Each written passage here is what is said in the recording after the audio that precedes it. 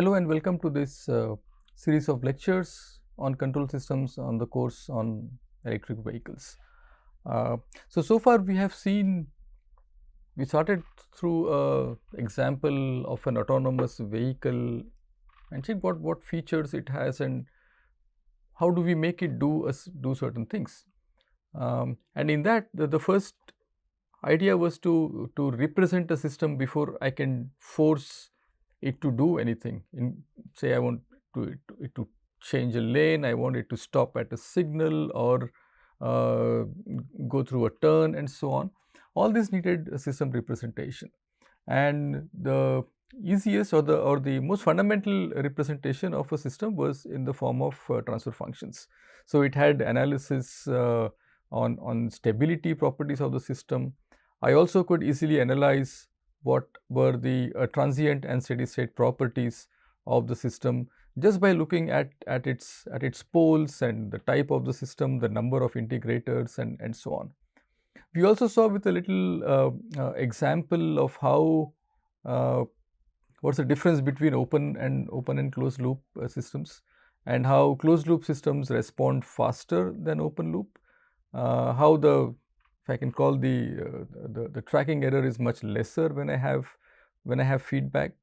Not only that, we also saw how we can reject disturbances by using a simple integral control.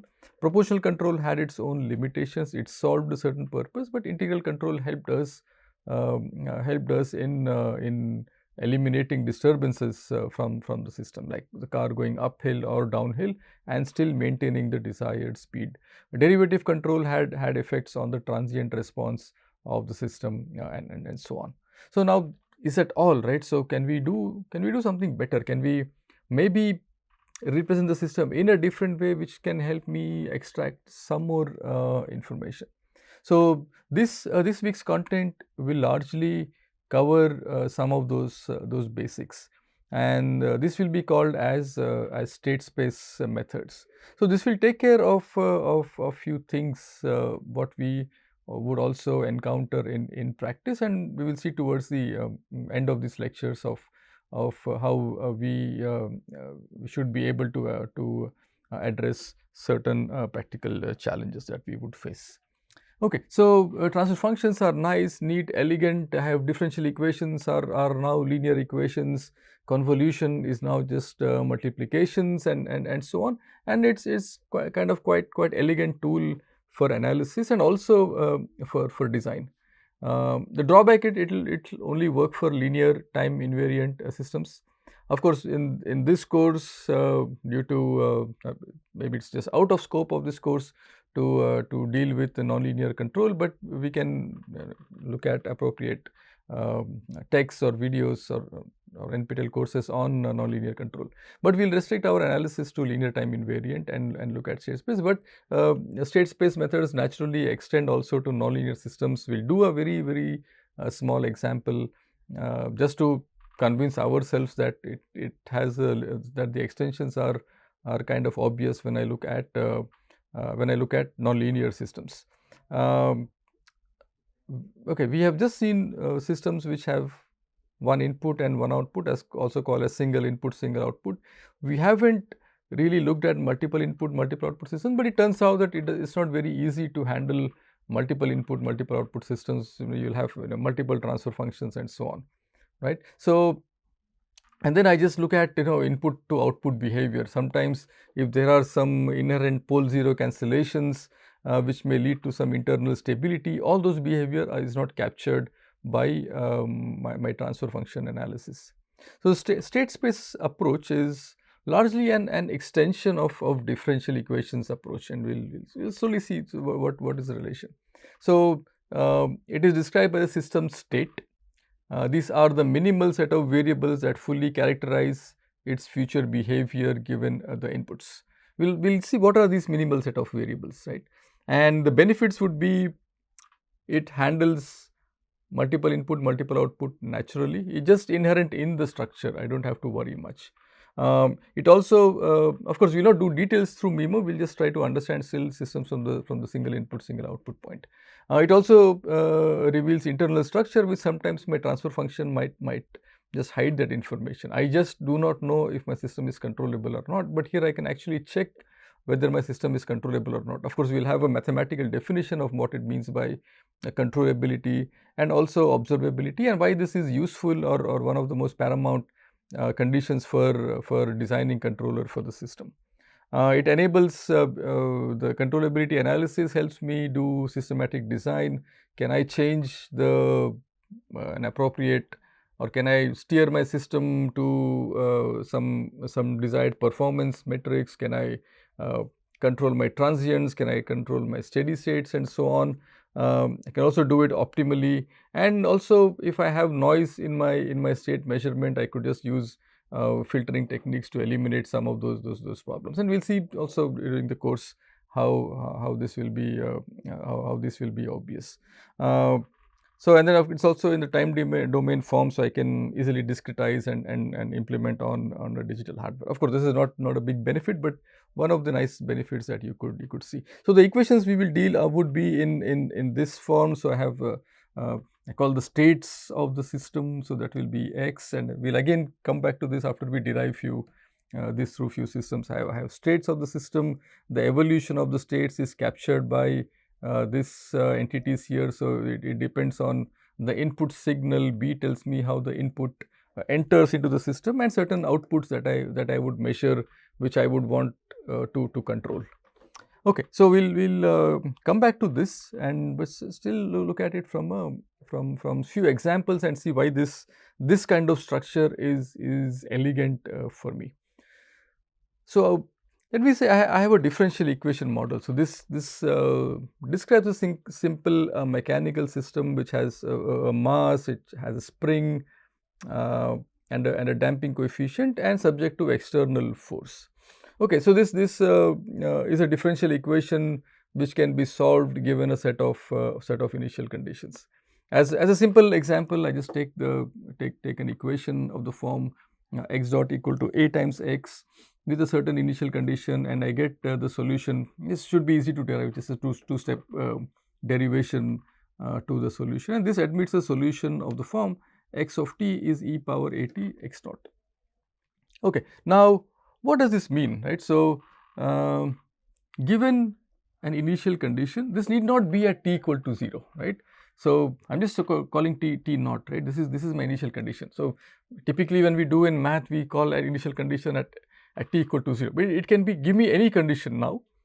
I should be able to predict what happens to the system in the future, right? And also that the future values, so this x of t and this t here is greater than t naught. And this t naught, the future values of x, now we will soon call this as the state variable, can be determined only x at t0 and not necessarily the past values of the system. So, if I maybe write down equation, if I just look at the solution of this equation, right. So, let us say I have this equation x of t, let us say a is minus 1, x naught x at t equal to some value of t is equal to 1. From here it will just start slowly decaying, right. So, if this is say t equal to 0, it starts from here. If I know this condition, so if this is my initial condition, somebody tells me, I can just draw this curve, right. So, okay, maybe I just let do this again. Okay, if somebody tells me this is the initial condition, I just get here. So, as say somebody tells me what is it at t equal to t0. Somebody else is smarter, they could measure what it was at say t equal to 1. T equal to 1 was here. So, starting from here, the system will still take the same path along the red line. So, what I need to know, so if here I know what is at t equal to 0 and I could predict the future. Even if I know at t equal to 1, nothing changes. I do not need to know what is happening between t equal to 0 and t equal to 1. Okay. So, all future values can be determined only by knowing that particular condition at t equal to 0 and not, I do not need to know the past values. In differential equation terms, this we will see soon how this captures some kind of a physical effect. It could be a V equal to IR kind of stuff, or a V equal to LdI by dt, F equal to MA, F equal to negative of Kx and so on. And differential equations are also nice because they can capture inherent nonlinearities in the system. If I take the example of a simple pendulum. The simple pendulum, I can just write it in this way, and you see this, there is a nonlinearity here largely because of the potential energy term, right. So, they capture also nonlinearities, and therefore, if I want to analyze nonlinear systems, I can maybe use this differential equation approach. Of course, you can always do a state space linearization, convert it into a transfer function, and then go into your usual domain and then do the analysis on the linearized part. Of course, it comes with limitation, but it works in several cases. Again, that could be a part of a larger control course. What is of course not obvious, okay, I cannot do frequency response, and the stability analysis is not very obvious, right, because there is no notion of a transfer function and the notion of a poles of a system. So, all linear systems can be written down as transfer functions, but and then after it's in a transfer function, it's just the same language, right, just compute the poles. But here it's not this case. There may be no uniform structure there may be no uniform structure for the system, right. And then as the saying goes, I think they rephrase Leo Tolstoy to say that all linear systems are alike and each nonlinear system is nonlinear in its own way, and therefore, each of those may need slightly there may be no unified way of analyzing, and each may have slightly different way of analysis. Okay, so what is a transfer function, and then what we just a quick recap. It's a ratio of the Laplace transforms of the output to the input. I can do good transient analysis by just looking at its at a second order approximation or the dominant poles. I can look at the steady state behavior based on how many poles of the system are at the origin. I could easily design PID controllers. Of course, this is what we didn't do, but a standard control text will tell you how. I can also look at frequency response analysis and also do design via Bode plots. I can also get a notion of relative stability via the gain phase margin, and a bit of a plethora of robust control literature exists on robustness analysis in the frequency domain. Drawbacks, as we discussed, it's only restricted to linear time invariant systems. Even linear time varying wouldn't also have transfer functions. So, if this x dot equal to ax is a linear system, x dot is a t of x. I mean, of course, all these are functions of time. This is a linear time varying system. I can also not have transfer functions for this. Extensions to MIMO is not obvious, and then I kind of build my entire analysis and design based on the theory that the system is always controllable, which need not be true, and we'll see some examples on related to that. Okay, now we are ready to write down equations and give it some kind of a unified structure. Okay, so if I have a system like this, so I have a mass, and I know that mass F will be equal to ma. Friction is rated via the force and the velocity. Spring is a relation between the force and the displacement, and if I can just write down what happens to the force here, I get an equation like this. Okay, so the transfer function, if I just measure the output and the input, the output is the displacement. I can also do say output as the velocity. Nothing stops me from doing that. Okay, now this is how my transfer function looked like. Now, I want to do a state space realization. So, I have a second order differential equation here.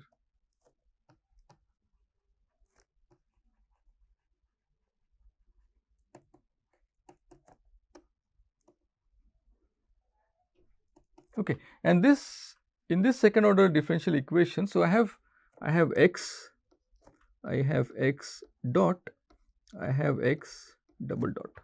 So, what do? Is I take each of these and I just stop at the maximum order of the differentiation. I call this as x1, okay, and I call this as x2. This is x dot. What is x dot? X dot is also equal to x1 dot, and x double dot is now x2 dot, right. So, if x dot is x2, x double dot will be x2 dot, and now this x2 dot can now be written as in terms of x1 and x2. That is what is happening here, right. So, first equation is simply saying that the rate of change of position equals the velocity, that x1 dot is x2. The second equation, so I am just writing down, okay, so I am interested in this x double dot, right. So, x double dot is negative of b over x dot, sorry, the negative of b over m x dot minus k over m x plus f over m. Okay. Now, what is x double dot? X double dot is x2 dot. X2 dot is, I will start with this term, minus k by m x1, because x is equal to x1, minus b by m x1 dot will now be, this is x dot, right. What is x dot? X dot is x1 dot, this is x2 minus or plus 1 over m f of t. So, this should be a 1 over m here. Okay. So, now I have two differential equations, x1 dot is x2 and x2 dot is written in terms of x1, x2 and the input force. Okay. So, what I here have on the left, these are the states of the system. In this case, it is the position and the velocity, and just by knowing the position and velocity of the system or writing down these equations, I can get the complete behavior of the system for any initial condition and any kind of bounded inputs. Okay. So, of course, a single control system can be represented in multiple ways, like I can diagonalize the system and so on. If you would have done a course on linear algebra, you would know how this several matrix tools help analyze systems better. But here we will just maybe just do one of those methods. Okay. So, now on the left hand side I have some differential derivative terms here, the same term sitting here without the derivative, a square matrix A, in this case a column matrix B and a row matrix C. Again, I am assuming that my output which I can measure is the velocity, which is x dot, also as x2. Okay. So, this is a nice structure here. I have some, if I can call this as a vector, dot is a matrix times a vector plus a vector or a column matrix times a scalar here. Okay. Now, if I have this kind of equations, so I have theta dot, I have theta double dot.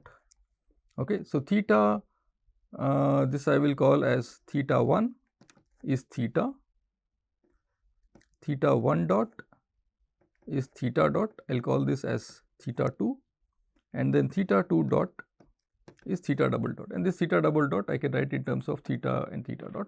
So, I get the first equation, theta 1 dot is theta 2 and theta 2 is some function of theta 2 and a nonlinear function of theta 1 and t. So, this I cannot write this in, so there is no matrix representation for this. And then when I say linear time invariant, all these entries in this matrices A, B and this C must be constant. So, I don't have a nice matrix representation of the form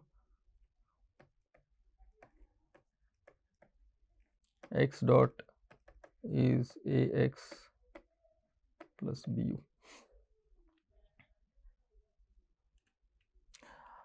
Okay. So, what have I done? I had a second order differential equation here, I had a second order differential equation here, I am converting that into two first order differential equations. But does it help me in analysis? And that is what we will see. Maybe it helped me in the kind of analysis that I wish to do from this. I would want to a bit of a qualitative analysis in terms of properties of the system and also qualitative analysis in terms of of designing some kind of controllers for the system.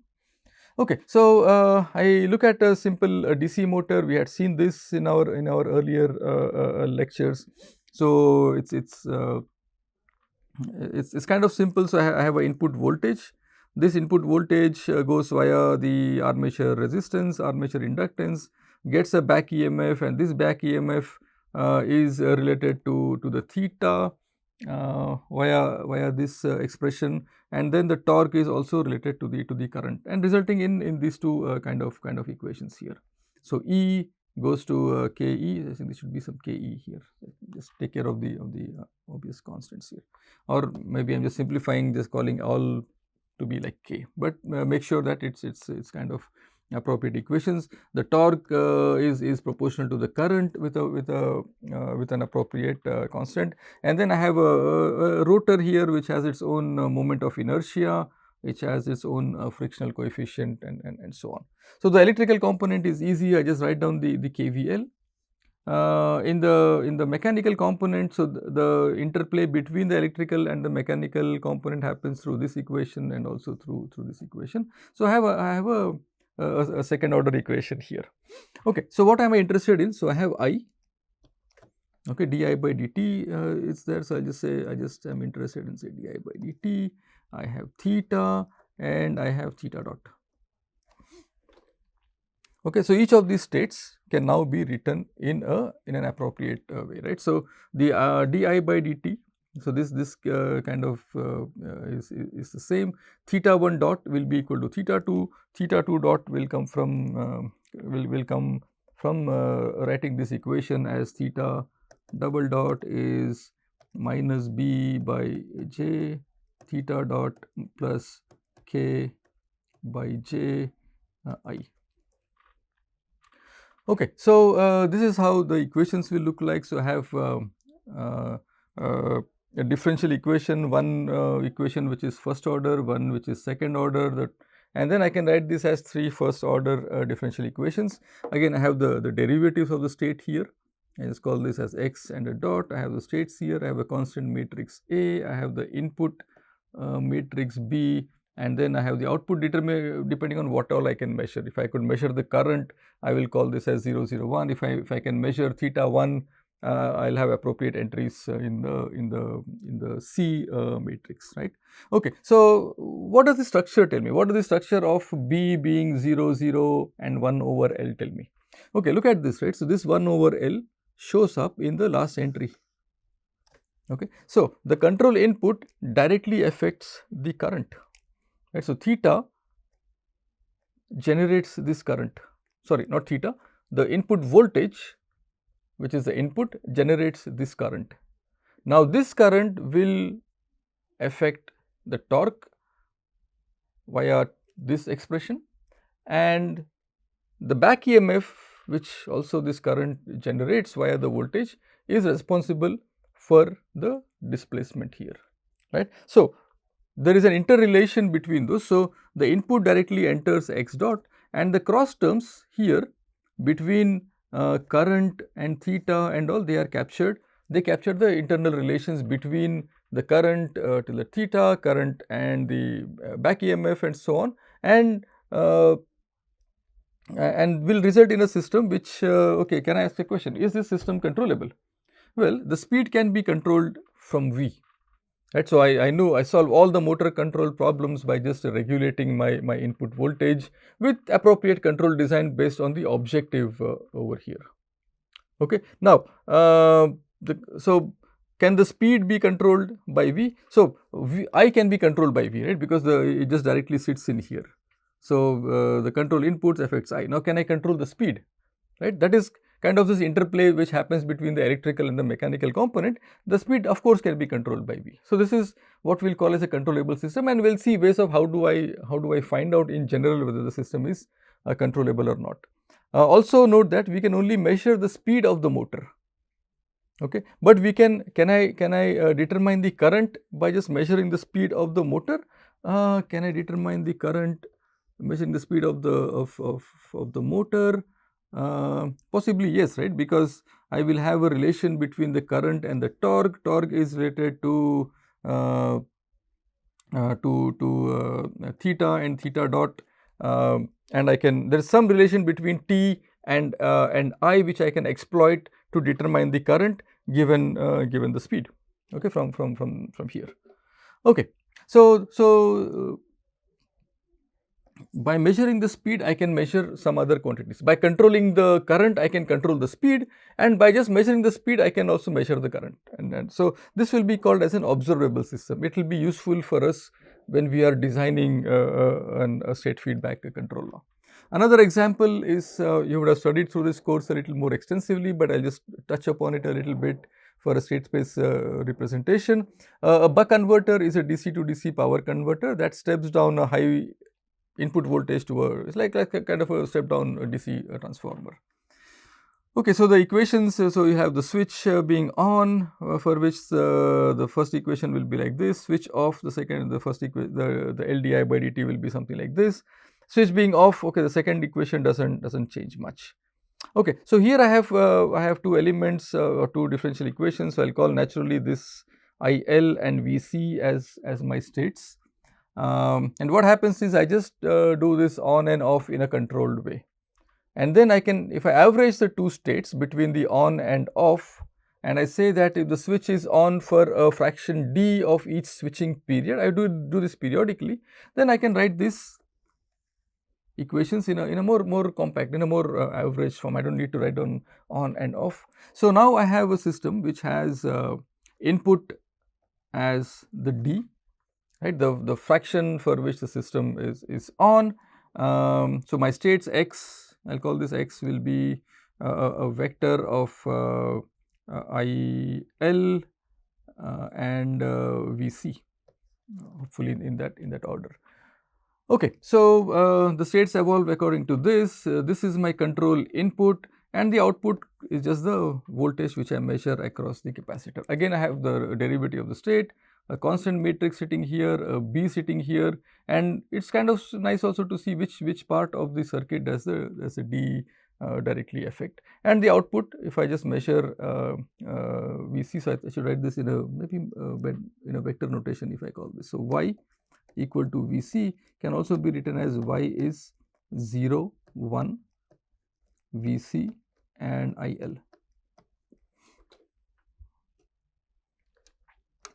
Okay, now this leads to me to define a general structure, right. I started off with a structure which looked like this. I didn't explain much, but now it's a little more immediate of where this structure actually comes from.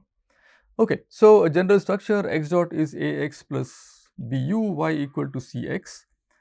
In case of the mass spring damper system, this x is a state vector. I had two states there. In the DC motor, I had three states. Back to the converter, the buck converter, I had two states, and in general I can generalize this to n states also.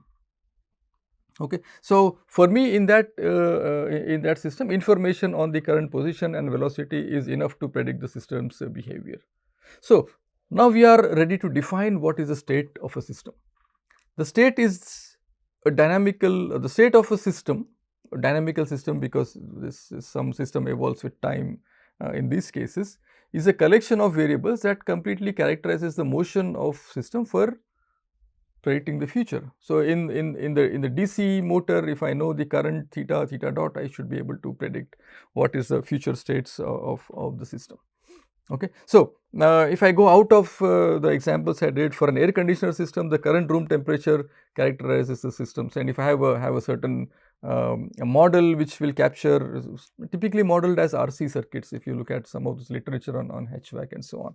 So for a system of planets also I could do, and this, I think in some sense the origins of this go to what Kepler and all they did from planetary motions, right. So they have these three motions that the planet revolve around the sun and in some kind of elliptical orbits, and the square of the area is proportional to something, I don't remember it exactly, but what they observed is that I just give me the current position, I can tell you what will be the next position of the planet. I don't really need to know what happened yesterday. Tell me what is today, I can tell you what will happen tomorrow.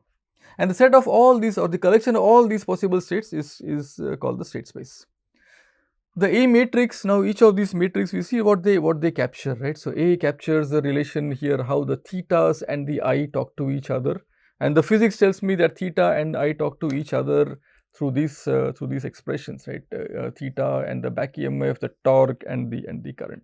So, that sits, all that information sits in my A matrix, okay, and it also determines my natural response of the system, right, or in the transfer function case I would call it as the impulse response, or how the system evolves over time with certain initial conditions. Does not really, the input comes a little later, but by itself it has the what you would call as the transient response also of the system, okay. And also we saw the interconnection patterns. The poles of the system are the roots of the characteristic equation. So, if I just were to say what is the relation between the transfer function or the poles of a transfer function and the state space representation, we will see a little derivation of this or a proof of this also, or a little not maybe rigorous mathematical proof, but something that relates poles to eigenvalues of the system. So, the poles of the system are the roots of this equation, and these are also called as the eigenvalues of A. Now, similarly, as poles determine stability, eigenvalues of A will determine stability.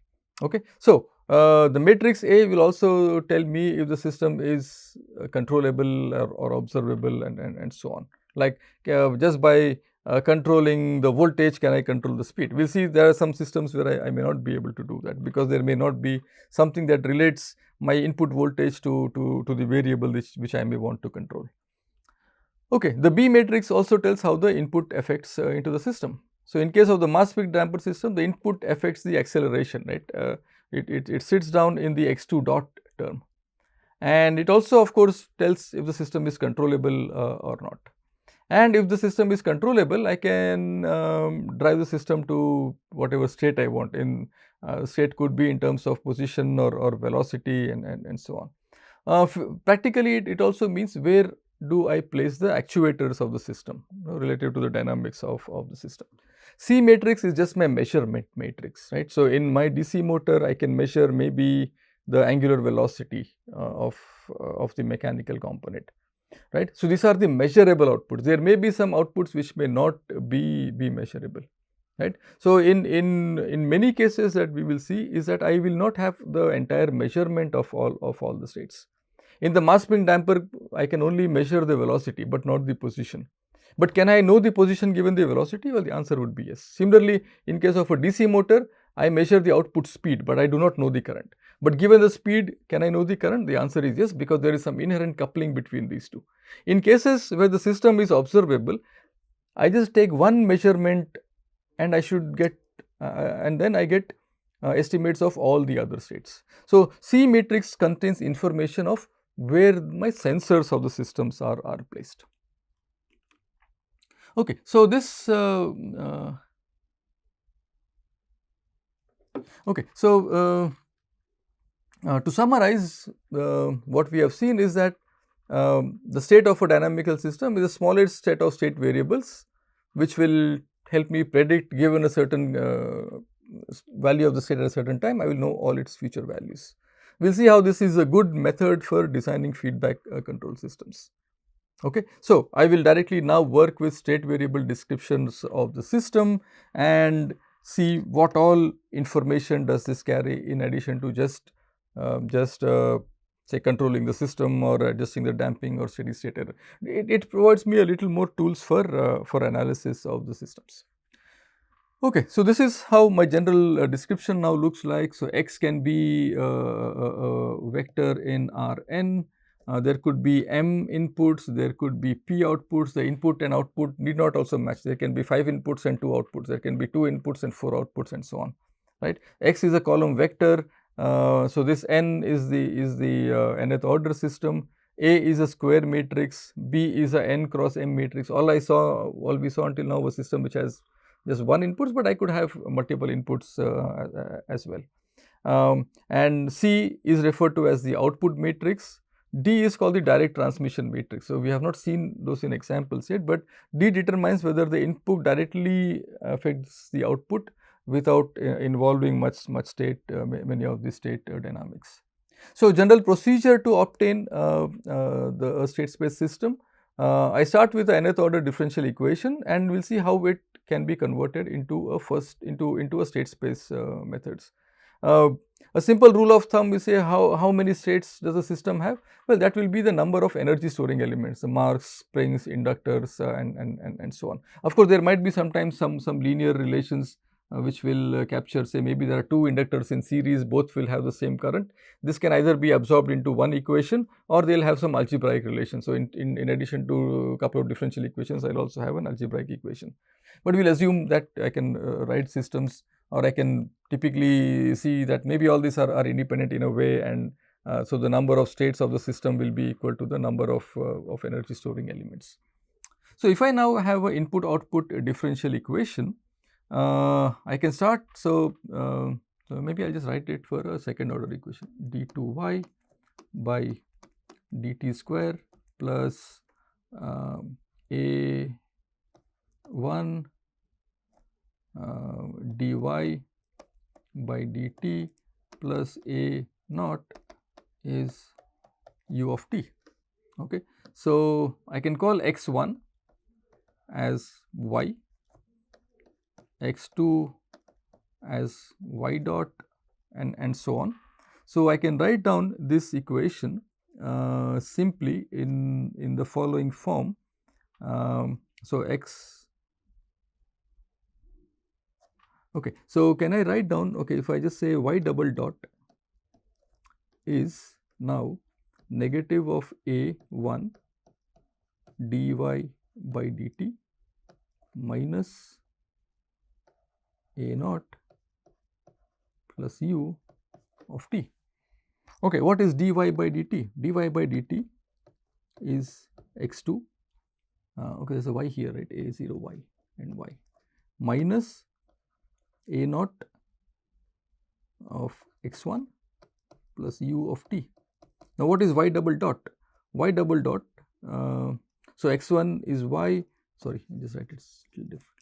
X1 is y, x1 dot is y dot, I will call this as x2, and y double dot therefore will now be x2 double dot. So, x2 double dot I can write just as, so in the right hand side I will not have any, sorry, it will just be x2 dot, sorry, making too many mistakes. So, y double dot is x2 because y dot is x2, y double dot is x2 dot because y dot is x2.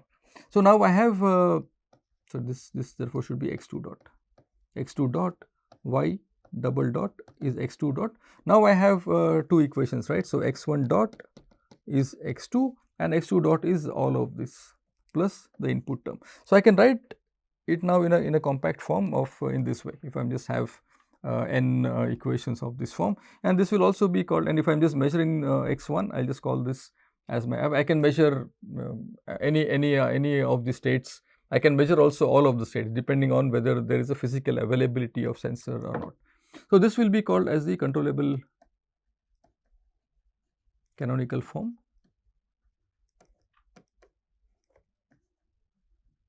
of the system.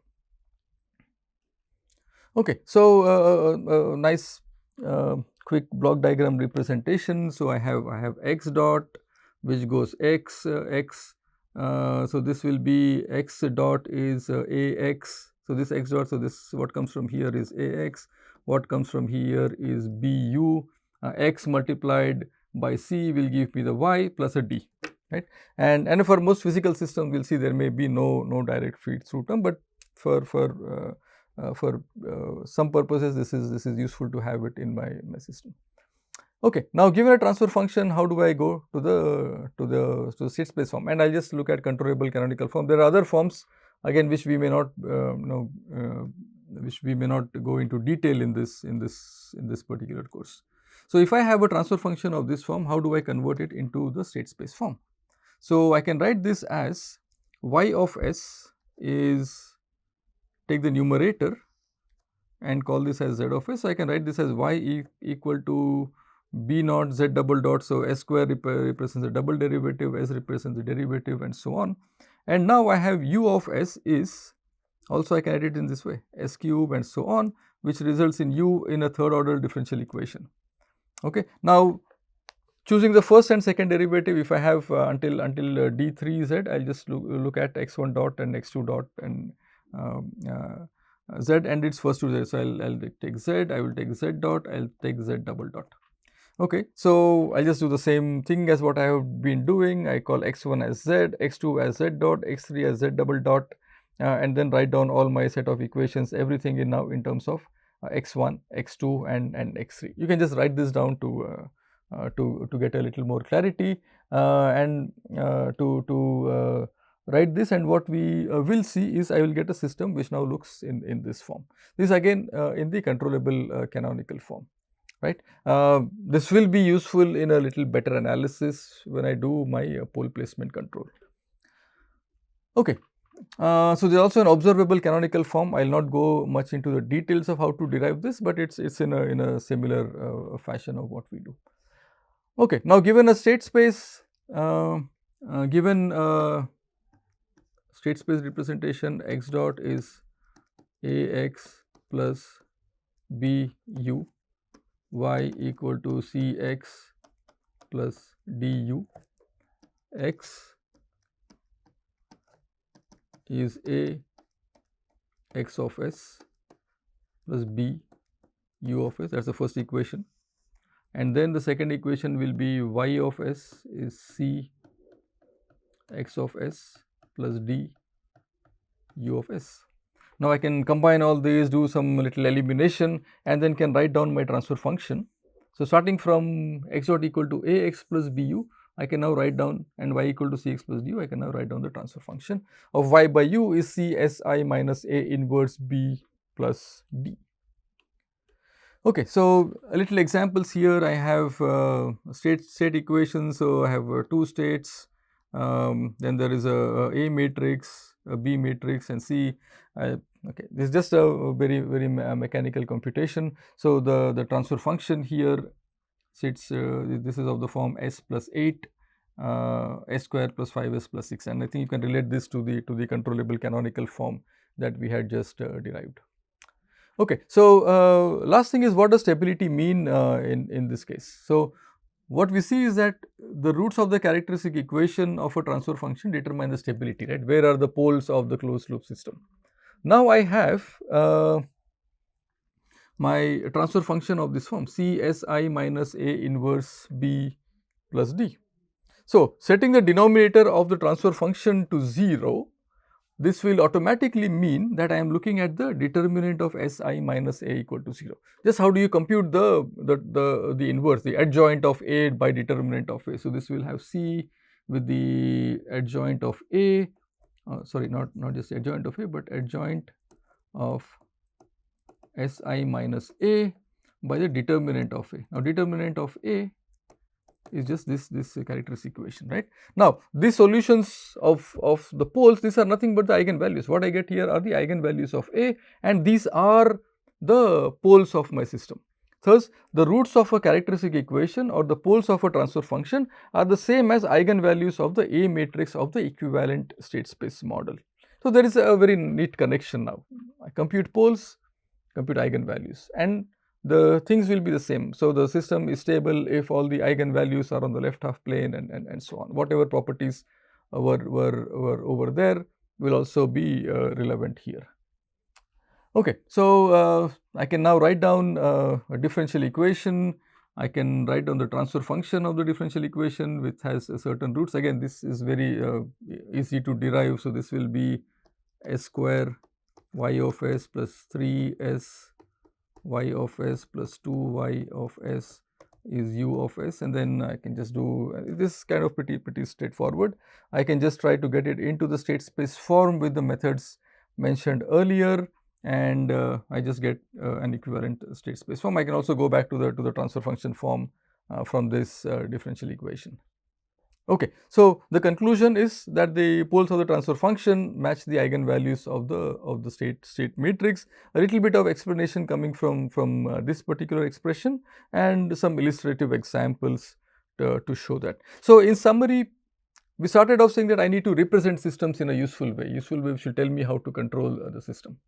Okay. Now, we looked at a state space representation of the system. We had equivalence of the notion of stability in state space. We also know what's the relation between state space and transfer function. So, I'll conclude this topic here, and next we'll see what can we do with this state space representation in addition to what we could do with the transfer function. That's coming in the next lecture. Keep watching. Thank you.